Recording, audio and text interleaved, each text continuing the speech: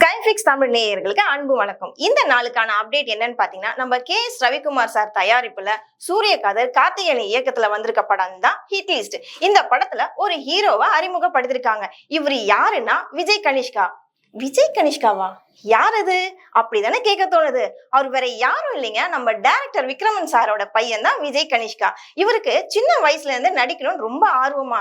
அது மட்டும் இல்லாங்க, அவர் இன்ஜினியரிங் முடிச்ச கையோட ஆக்டிங், டான்ஸ், ஃபைட்டுன்னு எல்லாத்துக்குமே ப்ராப்பரா ட்ரைனிங் எடுத்து வந்திருக்காரு. ஒரு நாள் விக்ரம் சாரும் KS ரவிக்குமார் சாரும் மீட் பண்ணிருக்காங்க. அந்த இடத்துல விக்ரம் சார் சொன்னாராம், என் பையனுக்கு நடிப்பு மேல ரொம்ப ஆசையா இருக்கு, அவன் சான்ஸ்க்காக வெயிட் பண்ணிட்டு இருக்கான், அவனுக்கு ஒரு சான்ஸ் கொடுங்க உங்க தயாரிப்புல அப்படின்னு கேட்டாராம்.